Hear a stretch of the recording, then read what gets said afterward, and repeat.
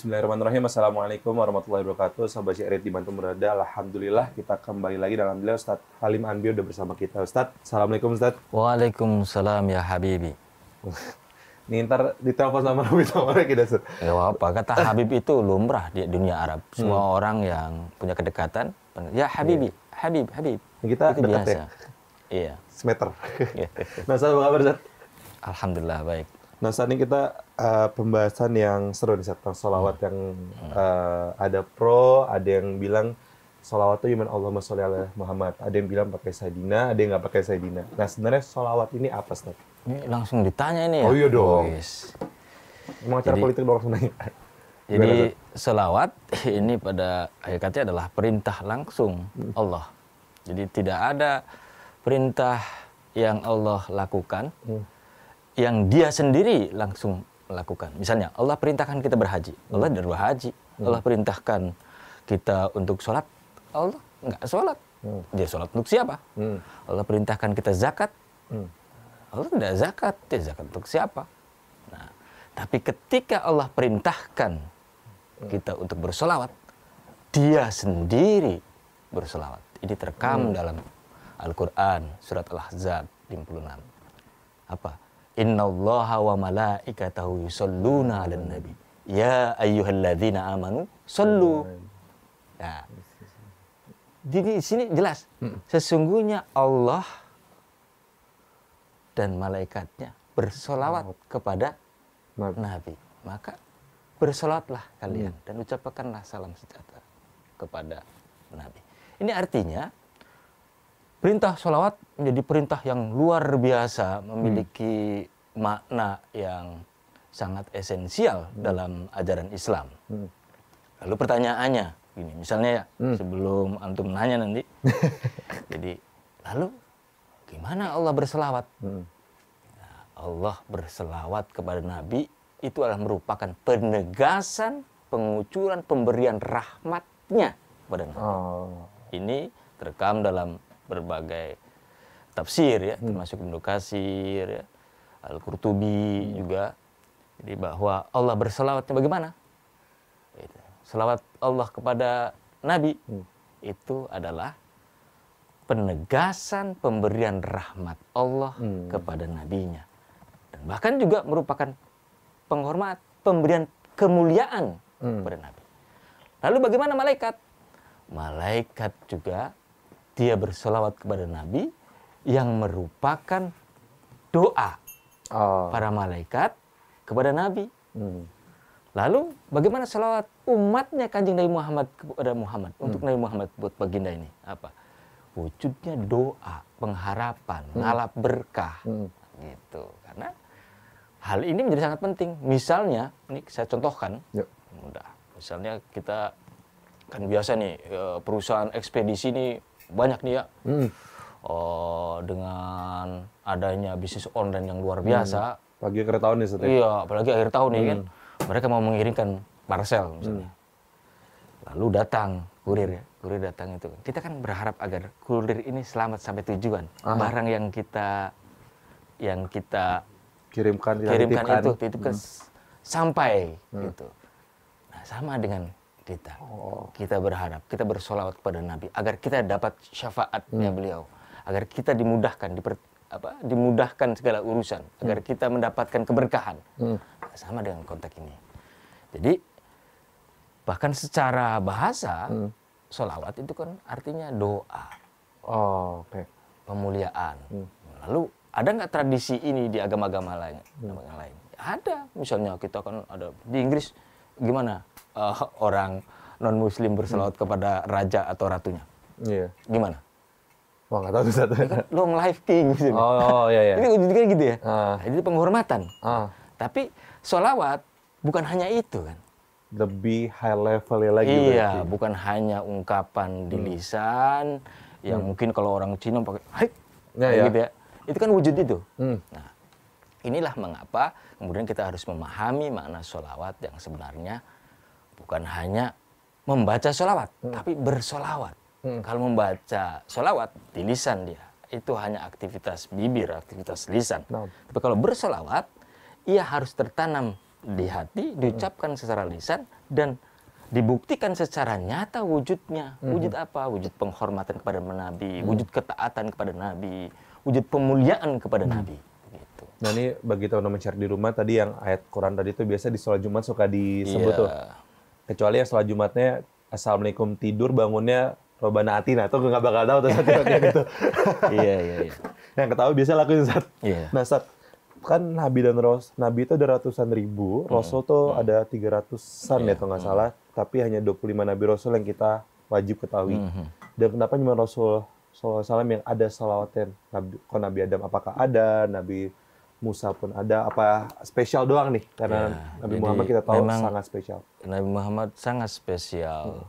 Dan bahkan ini peristiwa Nabi mengucapkan sholawat itu bukan hanya terjadi di zaman Rasulullah, tapi sejak Nabi Adam bahkan Nabi bersolawat.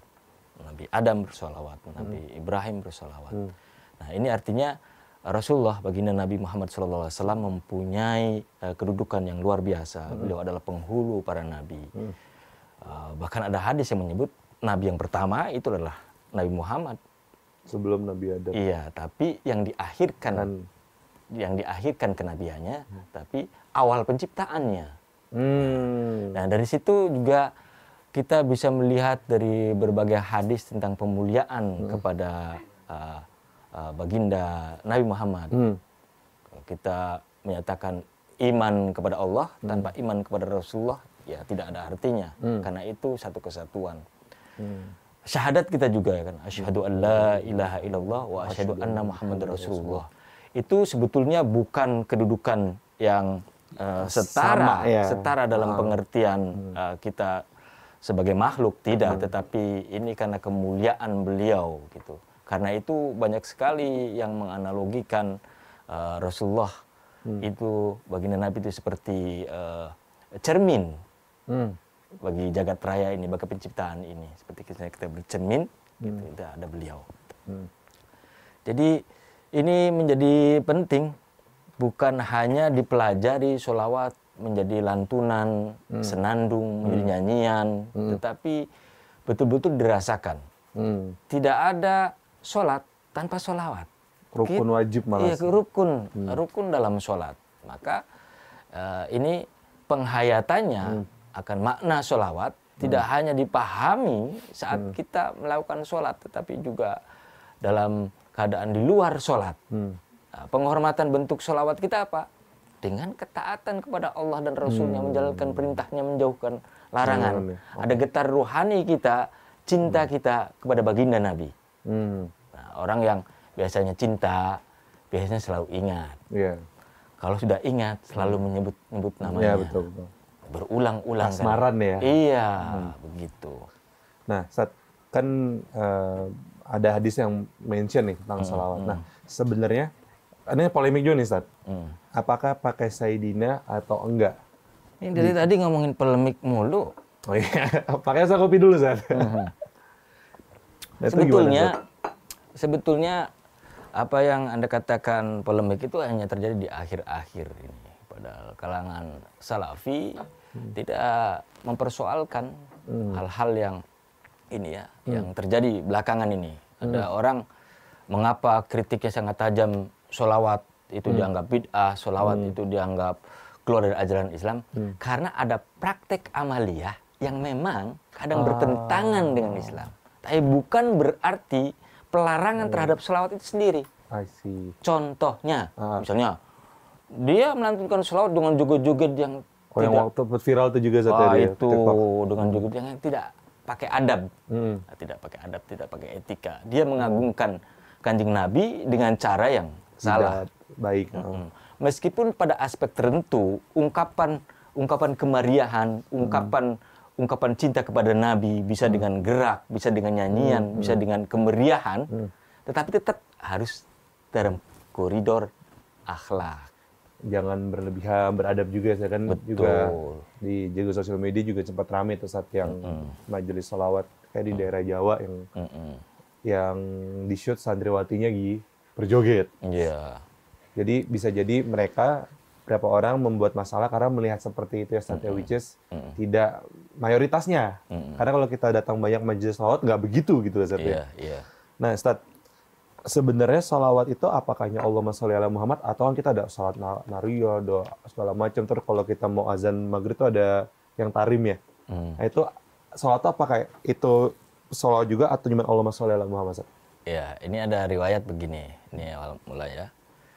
Jadi sahabat pernah bertanya kepada Nabi, ya Nabi, ajarkan aku sholawat yang kita baca nanti dalam sholat. Nah, ini sholawat yang betul-betul nas dan teksnya diajarkan oleh Nabi. Ya, ini yang kita baca dalam sholat. Ya, Allahumma sholli ala Muhammad wa ala ali Muhammad. Kama shollaita ala Ibrahim wa ala Kama shollaita ala Muhammad. Ibrahim, betul. Ibrahim wa ala Ibrahim. Nah, di situ akhirnya ditanya lagi. Di situ nggak pakai Sayyidina, misalnya. Nabi mengajarkan nggak pakai Sayyidina. Lalu kita sebagian besar, apalagi Syafi'iyah, menggunakan Sayyidina. Ini pun logis. Sholawat itu ungkapan untuk penghormatan kepada Nabi. Lalu Nabi mengajarkan bagaimana menghormat dirinya. Masa dia menyebut dengan dirinya sebagai Tuhan? Semoga Allah memberikan kesejahteraan kepada Tuhan Muhammad pada dirinya. Nggak mungkin kan? Maka kemudian dasarnya direkam dalam riwayat hadis ataupun kitab para ulama, ya memang di teks awal, di nas hadis tidak menggunakan Sayyidina. Tetapi mayoritas sahabat, tabi'in dan tabi'in, dia menggunakan Sayyidina sebagai penghormatan. Karena Rasul secara nggak langsung pangkatnya di atas mereka. Nggak mungkin. Bener. Nggak mungkin. Kalau dia, ajarin saya hormat pada Tuan Halim. Tuan Halim ya, Tuan Halim manggil. Masa begitu? Gitu. Ya, betul. Gitu. Dan sebelum hadis itu muncul, puluhan redaksi sholawat dipakai masing-masing sahabat. Justru pertanyaan minta diajarkan sholawat pada Nabi itu zaman tahun keberapa kenabian. Sebelumnya para sahabat dalam sholatnya menggunakan sholawatnya masing-masing. Karena sholawat adalah ungkapan pribadi seorang muslim, seorang mukmin yang taat memberikan penghormatan kepada Nabi. Tapi yang buat sholat yang biasa kita pakai itu Allahumma sholli ala Muhammad. Itu sebelum pertanyaan itu ada. Lagi-lagi saya tegaskan. Bahwa turun. Sebelum itu para sahabat mempunyai sholawatnya sendiri. Dan bahkan setelah itu cuma Nabi mengajarkan itu. Itu artinya Nabi tidak letterlock, saklek, harus sholawat yang begini redaksi dari gua ya. Nggak gitu. Dan tidak ada larangan untuk yang lain ya. Kecuali buat sholat, sangat khusus buat sholat. Gitu. Lalu misalnya ada juga riwayat yang bahkan ucapan, kita kan jadi berdebat lainnya. Ngomongin fikih nih. Tipis-tipis. Saat kita baca doa iftitah. Ini ada yang ngotot banget dengan doa iftitah, Allahumma ba'id baini. Rasul udah mengajarkan redaksi lain katanya. Dia belajar hadisnya baru berapa bulan, jadi dia itu. Ya betul, Nabi menggunakan kalimat redaksi doa iftitah, Allahumma ba'id baini.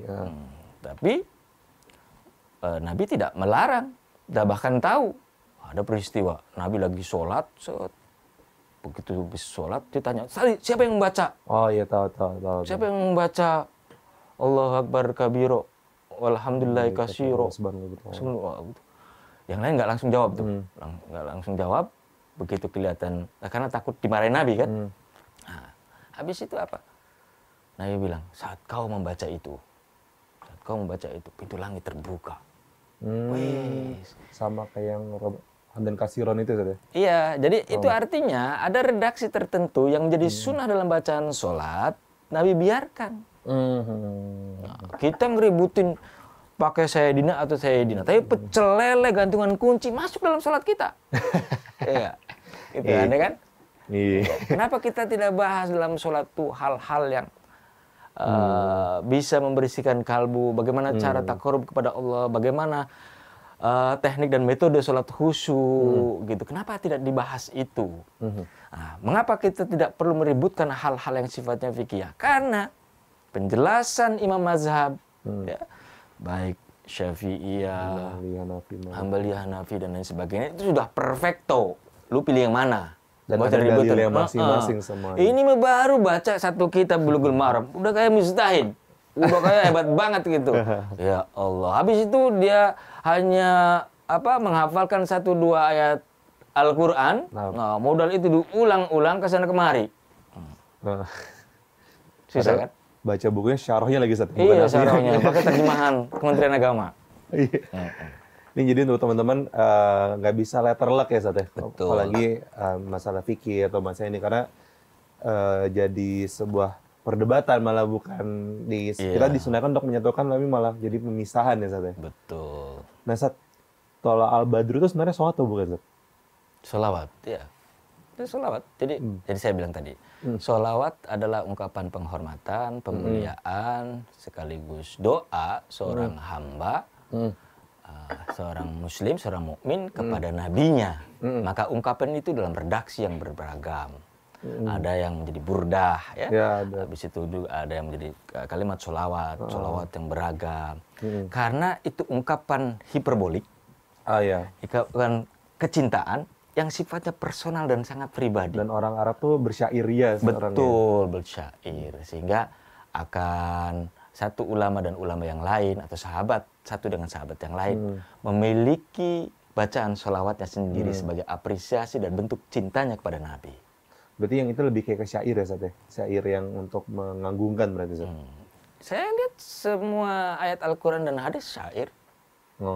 Enggak. Ungkapan doa Nabi itu dahsyat sekali struktur bahasanya. Para ulama juga ungkapan sholawatnya, ungkapan tentang Nabi Muhammad itu ungkapan yang indah sekali secara sastra begitu. Jadi tinggal nilainya, apakah dia bernilai sholawat atau tidak, menjadi nilai tawasul atau tidak. Begitu. Nah ini lalu juga nih bagi yang mungkin biasa akhir tahun atau menjelang Maulid kan banyak majelis sholawat ya Zat. Di mana-mana pasti kalau di jalan pasti ada banner gede-gede itu. Nah makanya Habib Suma biasa depan. Nah itu teman juga yang kita bisa dapat nih jangan langsung menghakimi suatu Zat ya. Apalagi kan hadis itu atau nggak salah tidak bisa letter luck ya Zat. Harus lihat hulu ke hilir ya untuk mengerti maksud hadis itu apa. Ya bagus majelis sholawat, dan mereka rutin merangkul anak-anak muda bersolawat. Kan keren banget tuh majelis. Majelis Rasulullah yang kita kenal luar biasa. Ungkapan ekspresi di situ juga ada pendidikan ruhani, mereka juga mengajarkan pendidikan agama, lalu juga kepedulian kepada sesama, luar biasa itu. Jangan dilihat yang lagi joget-jogetnya doang. Dan jangan lihat yang ada jualan teh ya. Dan siapa yang ngomongin bahaya ntar maksudnya. Nah makanya jangan kemana, tetap di Share It.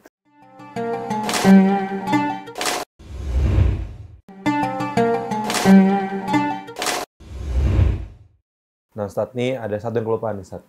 Kan tadi kita udah bahas malaikat berselawat, tapi ada konteksnya.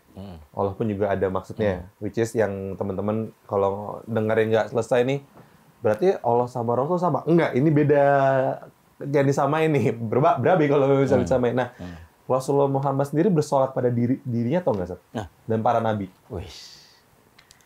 Ya berselawat. Ada redaksi hadis yang menyebut bahwa ini ada dalam kitabnya Imam Zakaria Al-Ansari ya, bahwa dalam pembacaan tasyahud, Nabi juga bertasyahud dalam tahiyat akhir itu kan. Kita kan membaca asyhadu an la ilaha illallah wa asyhadu anna Muhammad Rasulullah. Pertanyaannya apakah Nabi juga bersyahadat? Bersyahadat. Tapi syahadatnya kan berarti redaksinya berbeda, bukan wa asyhadu anna Muhammad Rasulullah, tapi wa asyhadu anni Rasulullah. Karena menyebut diri dia sendiri. Lalu ada hadis yang menyebut bahwa semua perintah yang diberikan kepada kaum mukminin, kaum muslimin, maka ia juga merupakan perintah buat beliau juga. Iya, buat beliau juga. Karenanya pasti bersolawat. Dan lumrah juga, misalnya kita berdoa, itu ada redaksi hadis yang menyebut ya Allah berikanlah kemuliaan kepada Muhammad dan keluarganya. Dia menyebut Muhammad. Yang namanya sendiri adalah Muhammad. Sama dengan ketika kita, saya Halim, saya berdoa, ya Allah berikanlah rezeki pada Halim dan keluarganya ini ya Allah. Kan begitu. Itu artinya ketika beliau bersolawat, bersolawat untuk dirinya, itu kan juga penegasan doa untuk diri, keluarganya dan umatnya. Gitu. Dan apalagi kalau Rasul khutbah Jumat juga salatnya sholawat ya, Ustaz, rukunnya. Iya, karena ia menjadi rukun. Jadi kalau menggunakan kaidah ini, maka sebetulnya sama, tapi dengan redaksi yang berbeda karena beliau posisinya sebagai nabi dan rasul. Gitu. Oke. Nah, Ustaz, kan tadi Ustaz mention ayat akhir, Ustaz. Kan ya ada Nabi Muhammad dan Nabi Ibrahim dan keluarga Nabi Muhammad dan keluarga Nabi Ibrahim. Apakah keluarga ini termasuk habaib Said Saidah yang ada di Indonesia atau dimanapun berada atau enggak? Nyindir. Enggak, beneran aja ini. Agak panas emang temanya, Ustaz. Saya aku yakin mengatakan ya, bahkan bukan hanya habaib dari Alawiyin, dari zaman dari Khadrul Maut, bahkan semua kita juga termasuk. Secara langsung, ya, karena disebut keluarga di situ berpengertian bukan hanya nasab, tapi juga lain yang warasatul anbiya, umat kita. Jadi kata wa ala ali sayyidina Muhammad itu kan berarti kan semua itu. Apalagi di redaksi tasyahud sebelum ini assalamualaikum wa ala ibadillahi sholihin. Orang-orang soleh, emang bapak kita, keturunan kita, kakek buyut kita tidak masuk? Masuk, include itu. Walaupun kita tidak sebutkan siapa namanya, gitu. Maka jangan juga terjebak pada polemik yang kita sendiri tidak paham. Kalau ditanya, oh Ustaz Halim termasuk yang percaya ada Habib keturunan Nabi nggak? Ya, aku yakin saya katakan itu. Ya. Tapi persoalannya, juga ada soleh. Iya.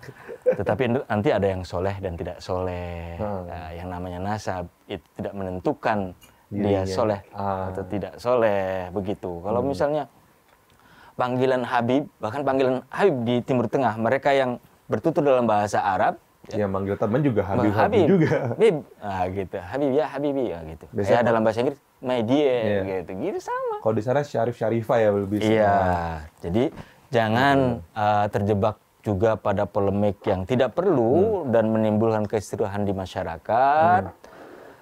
Dan ini akan membuat polemik sampai sekarang kawan saya sampai bilang, Lim, ente juga Habib tuh, Habib swasta kan? Woi, swasta, kamu negeri ya? Iya. Kalau kita tidak mengakui kita sebagai keturunan Nabi, berarti kita mengakui sebagai keturunan monyet seperti teori Darwin. Benar. Nah, gitu Nabi. Logisnya benar. Iya, gitu. Karena Nabi Nuh tuh punya 3 anak yang selamat ya, dan salah satunya kan ada Ham, Sam, Yafetik, Samitik, sama lupa satu lagi. Satunya orang Indonesia ya, Ustaz. Mungkin.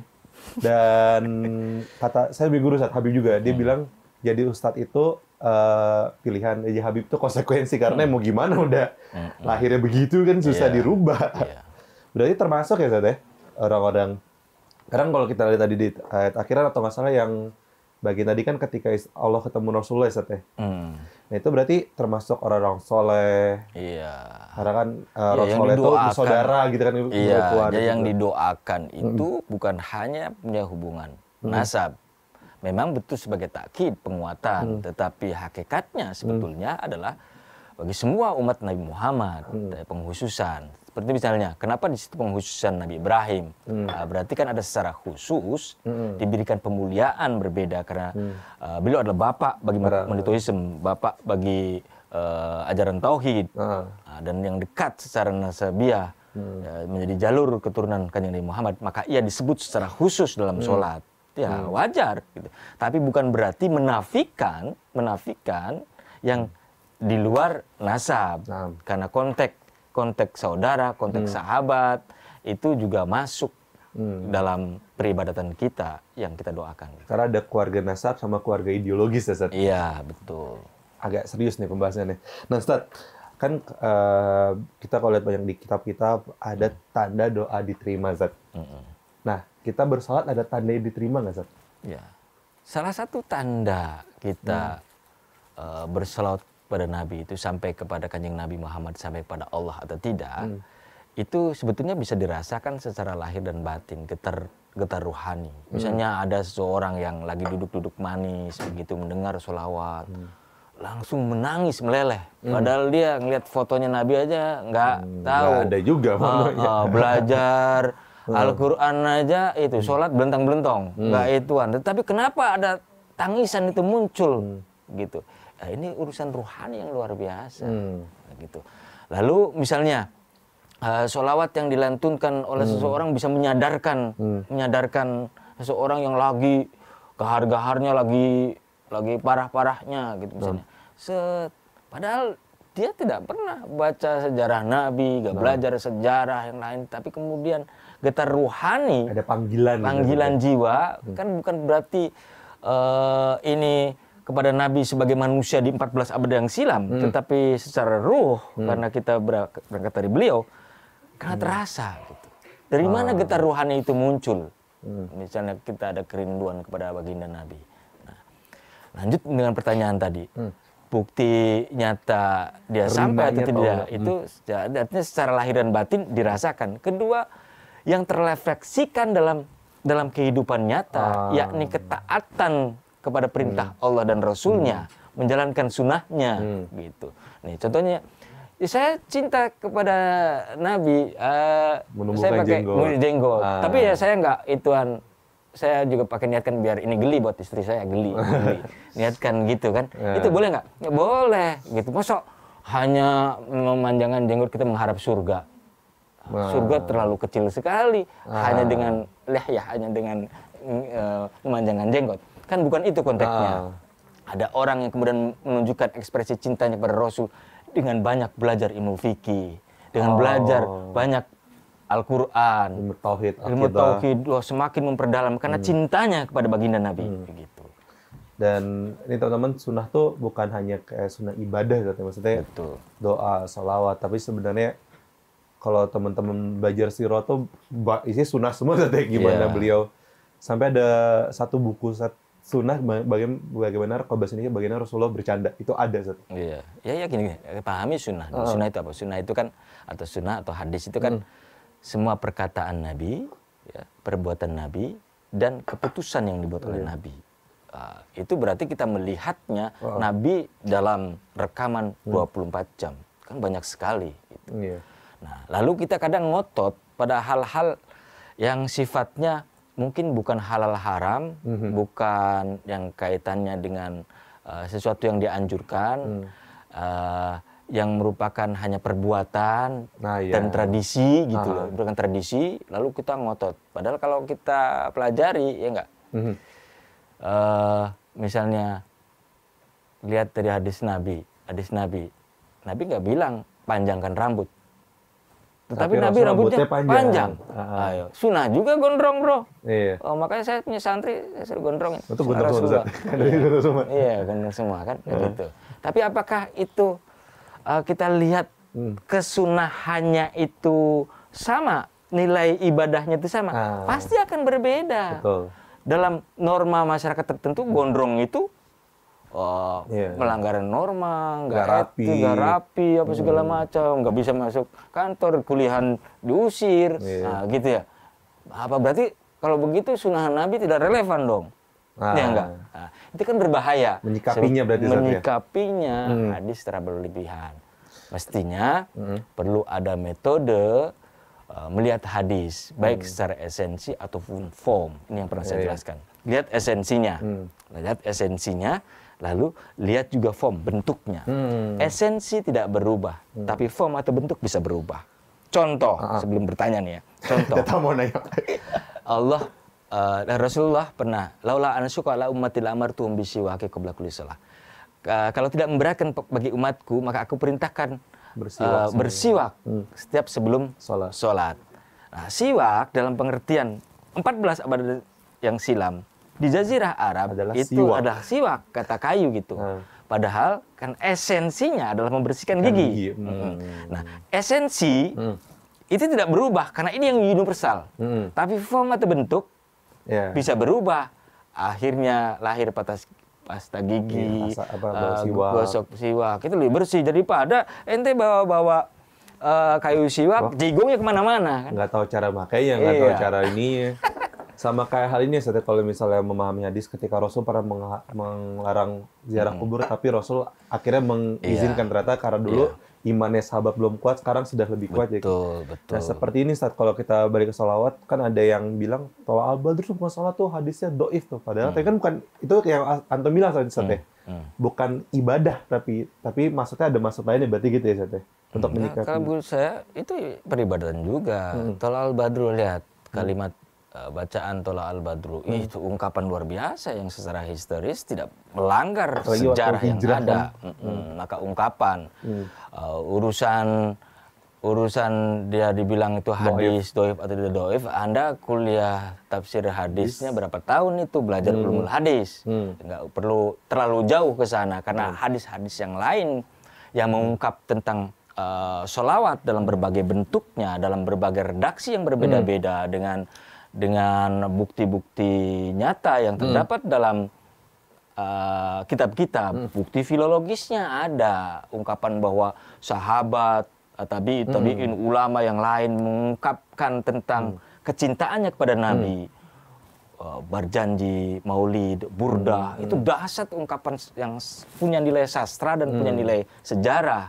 Lalu kita bid'ah-bid'ahkan, bagaimana mungkin ada burdah isinya kan sejarah, berjanji juga sejarah, dalam bentuk syair. Lalu kita bid'ahkan, bagaimana mungkin? Nah, lalu berarti juga harus difahami konteks ibadah dalam pengertian ini. Ibadah, ada ibadah mahdhah, ada ibadah guru mahdhah. Ibadah mahdhah yang diperintahkan oleh Allah dan Rasulnya, lalu Rasulullah contohkan dan mengatur tata cara pelaksanaannya, kayak sholat, zakat, puasa.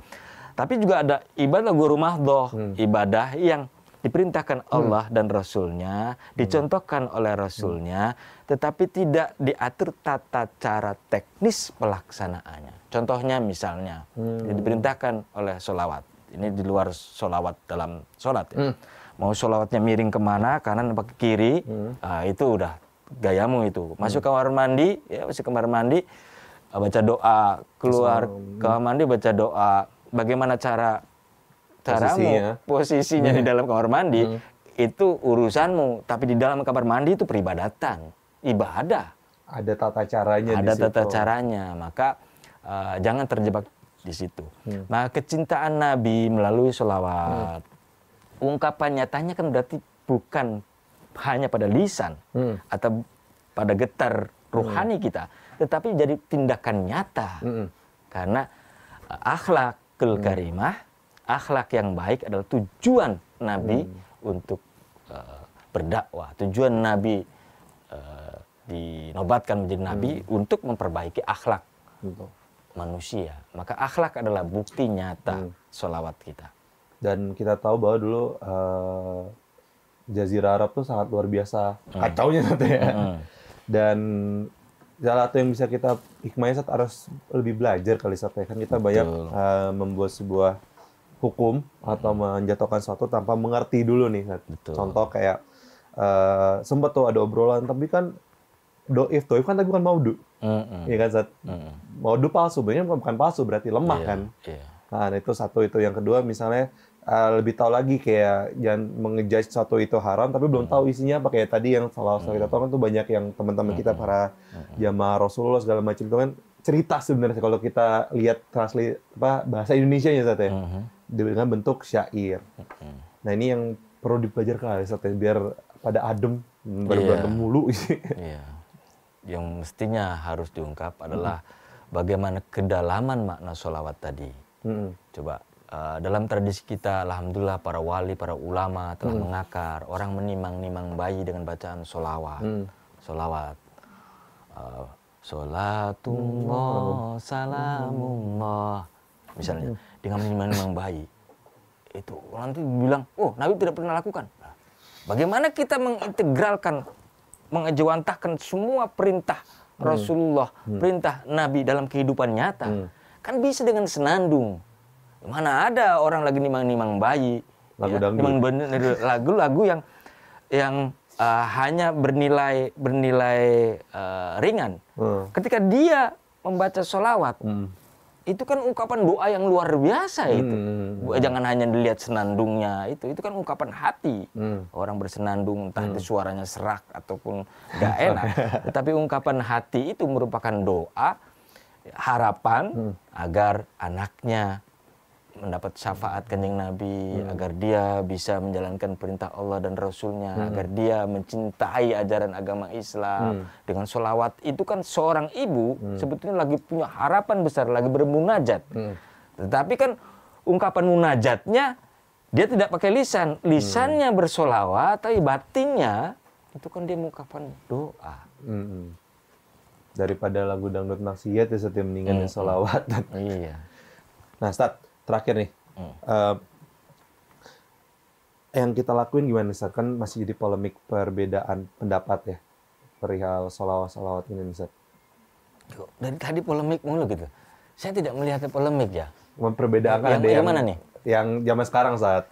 Emang nggak ada polemik, cuma ada yang menjadi polemik, Iya, Ustaz. yang mana? Apa tuh? Materi Misalnya apa? kayak teks sholawat, atau terus mengamalkan sholawat, terus ada yang bilang, tuh majelis sholawat kok kayak konser, atau gimana, Ustaz? Cuekin aja lah. Jawabannya sangat singkat. Jadi begini, ya pasti terjadi ada orang yang dengan pemahaman yang berbeda, habis itu afiliasi politiknya juga berbeda. Iya, betul. Lalu langsung menghubungkan, jangan baca sholawat karena ini segala macam. Itu jangan terjebak itu. Tapi kalau dia menyatakan bahwa ajaran Islam itu kontradiktif atau menjadi polemik, itu menjadi salah. Ini karena ketidakpahaman kita, ketidakmampuan kita. Nah, adanya tuntunan kita untuk bisa memilih mazhab mana, apakah Hambali, Hanafi atau Syafi'i, itu kan sudah selesai mestinya. Jadi tidak memperdebatkan persoalan fikih, tidak memperdebatkan persoalan yang furu, tapi justru menguatkan bangunan fikihnya agar ia diisi dengan hal-hal yang mensucikan batin, bisa takarrub pada Allah. Jadi bukan hanya perbedaan mazhabnya gitu, tetapi justru menguatkan bangunan kesamaannya yang menjadi takarrub pada Allah. Seperti tadi kita sudahlah tinggalkan itu perdebatan tentang pakai Sayyidina atau tidak pakai Sayyidina, kemudian pakai Allahumma ba'id baini atau Allah Akbar kabiro, tetapi kuatkan silakan pakai Allah Akbar kabiro atau Allahumma baini, tapi pahami maknanya, tahu makna penghayatannya, pelajari dulu, pelajari rukun, syarat dan sunnahnya, kuatkan bagaimana hati menampung cahaya ilahi dalam sholat dan sholawatnya, gitu. Karena itu lebih esensial ya, Sat. Betul. Dari dulu sampai sekarang masih aja tuh, Sat, perbedaan-perbedaan, dan ya kuncinya ilmu, Sat, sepertinya, Sat. Betul. Nah, kita mau istirahat dulu sini karena abis ini insya Allah kayak nggak ada polemik, Sat. Dua segmen polemik dulu ya, makanya jangan kemana-mana, tetap di Share It.